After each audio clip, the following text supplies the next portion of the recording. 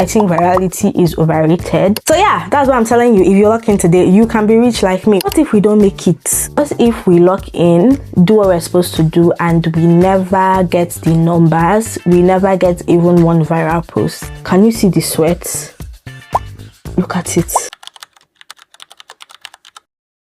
If you log in today, by the end of the year, you can be one of the highest paid content creators in the world.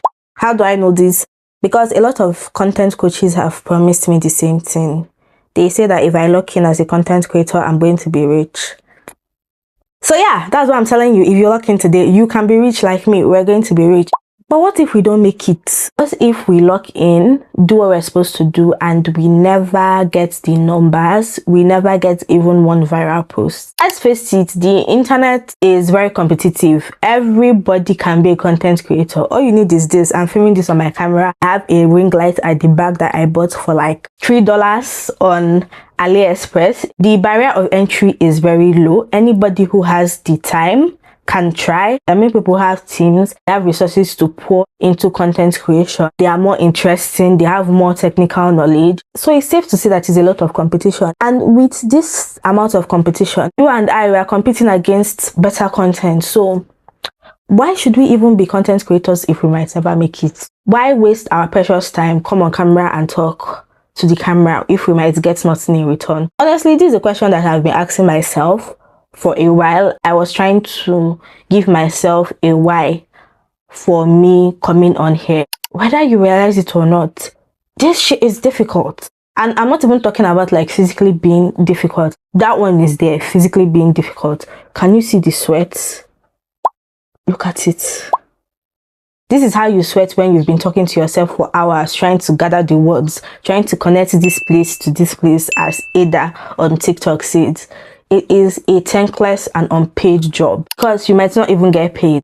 For some countries, TikTok doesn't even pay. And YouTube that does pay, before you get monetized, you need to work for it. Like, you don't get anything on a platter of gold. For most creators, you have to start doing this thing for the love of it. For most people who are creators, you start with earning zero. You're not getting £1, £1, $1, you're not getting nothing. You're just doing all the physical, emotional, intellectual task for nothing, with the hopes that one day, one video will just hit and that can take you to at least an income.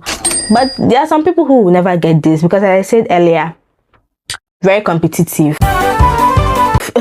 Very competitive. The streets, the way you want to become a content creator, a million other people, and I'm not even exaggerating, a million other people want to become content creators. That is why the lock-in videos are so popular. Even me, I've been consuming a lot of them. Don't hold me for it. I do want to make money from content creating, but the truth is that not everybody is going to make money from content creating. Not everybody is going to be successful from content creating. So if you're not going to be rich from this thing, why even do it? Today I'm going to tell you a few reasons why you should create content, even if you never go viral, even if you end up never making money from this thing. There are a lot of benefits to doing content creation. One of the first reasons I think you should create content even if you never go viral is because the amount of emotional growth you are going to get from putting yourself out on the internet, unparalleled. I properly got on the internet a year ago. The first time I started actively sharing my content on the internet was in 2020. I created this little blog called Being a Girl Daily, where I would share blogs because I had a lot of things I want to share. I was just 18, I was in university, I was experiencing my first World of War heartbreak. Very intense time in my life, and I just had a lot of emotions I wanted to share, and then lockdown happened. I just needed to get it out, so I created this blog. I was using Instagram as the platform that I would share my content. I had to do a little learning about the Instagram algorithm, how to post and grow on Instagram. And I grew my account from 0 to 800. Is that a lot? No, that's not a lot. Like 800. girl, were you even trying? But I learned a lot, I'm not going to lie, from my blogging then, from interacting with people. I learned a lot. So that was my first interaction with content creation. But I never really showed my face. Yes, a few pictures here and there, but like coming out to share my presence on social media, it was just limited to my blog posts. And let's just be honest, some people were reading blog posts. A decent amount of people were reading. Like, let's just say like 10, 15 people were reading, which again, imagine 15 people reading your work.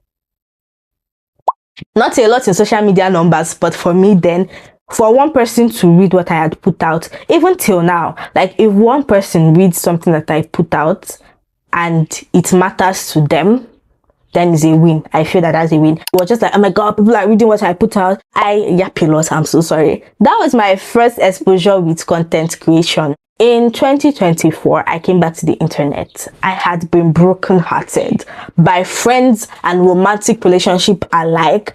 And I felt that in my relationship with these people, I was hiding who I was in order for me to be accepted. So I was just like, you know what?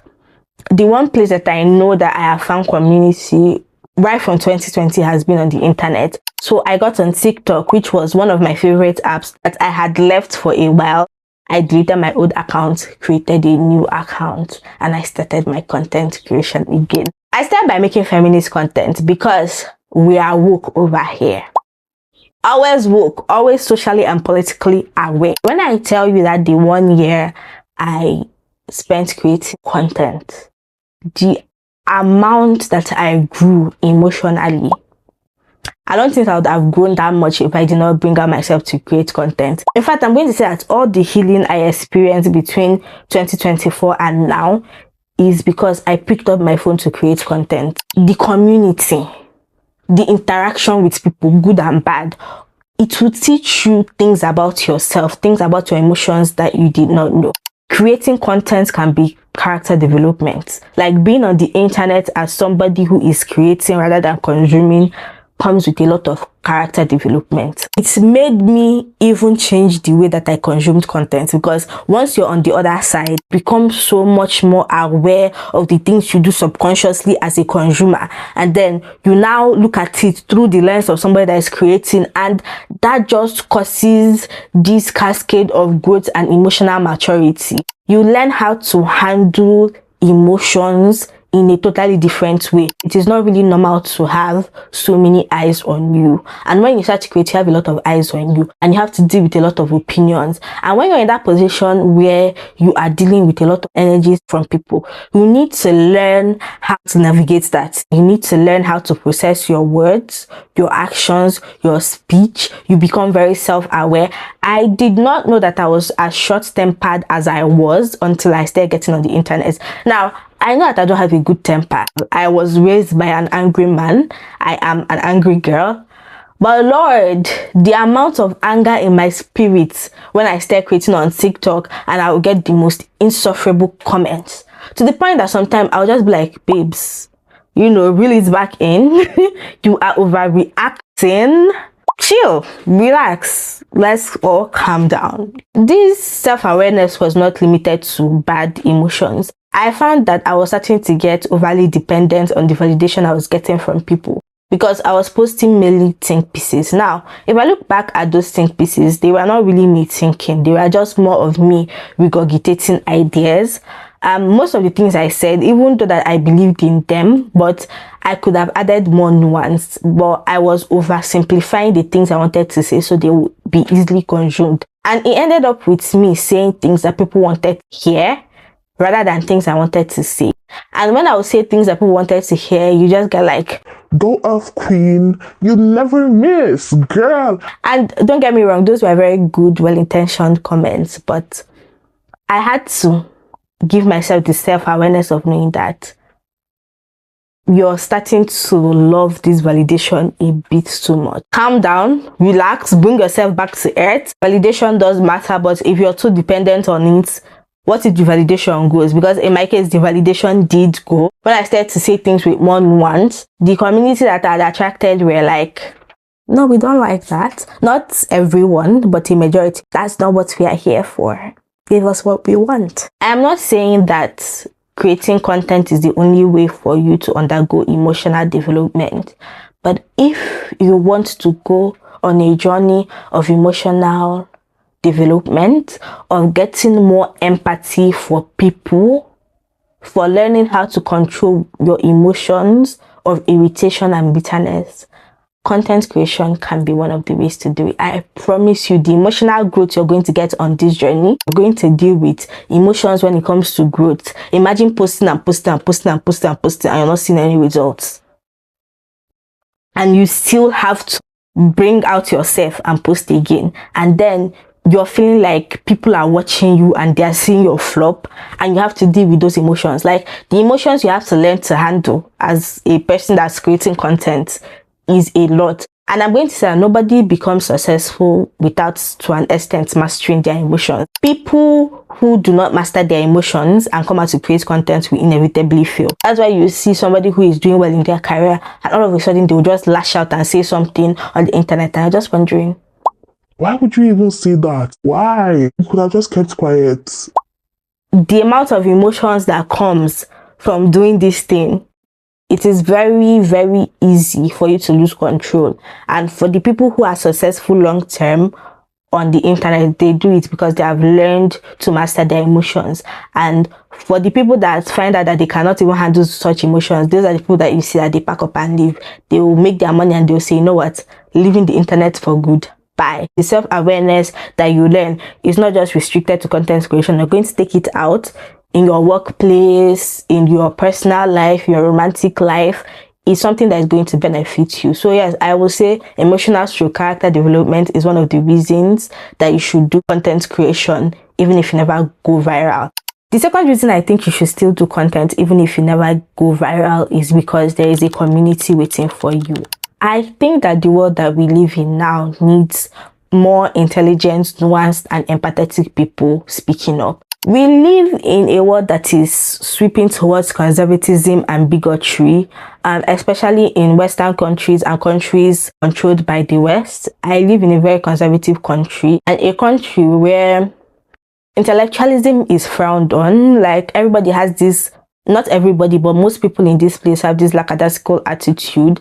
And it seems like the people who want to talk with kindness, empathy, and, thinking faculty are in a minimum. If you feel that you have something to offer, if you feel that you have a point of view that is unique, please come out and create content. It is really needed, because I promise you that there is a community of people looking for you. Even though we usually say that, oh, there is so much anti-intellectualism in the internet, in the world, people don't read, I promise you that there are a category of people who are waiting for you to either show them how to seek knowledge, for you to share your knowledge, or for you to, again, just be in community with them and show them, oh, I also do this thing, I'm also in pursuit of knowledge, I also think like you, you're not alone. It is very important, especially for us that are from marginalized communities and people who are women, non-binary people, gay people, queer people, black people. Like, the more marginalizations you have joined together, the more you need to be out here. And not even just sharing your knowledge, people in your community need to know that you're fine. Like, for me, one of the reasons why I still stay in the internet, even though I so badly want to get is, number one, because I want to make money, but number two, because I'm just like, maybe there is a little non-binary lesbian that is just confused and looking around and just like wondering, is there anybody like me?